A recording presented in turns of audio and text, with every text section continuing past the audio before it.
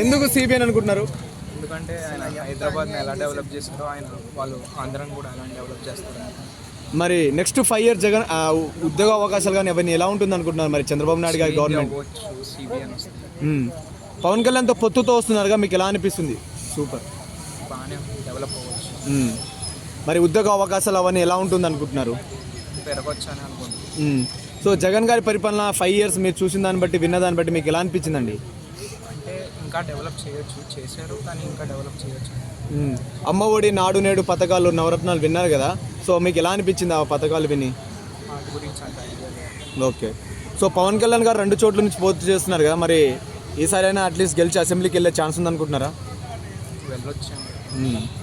Okay bro, Pawan Kalyan గారు వారాహి యాత్ర, అదేవిధంగా లోకేష్ గారు ఇవ్వగల యాత్ర ప్రజల్లో ఎలా వెళ్ళింది అనుకుంటున్నారు? బాగా వెళ్ళింది.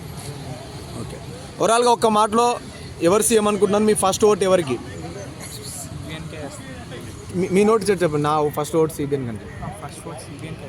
Okay, super, thanks bro.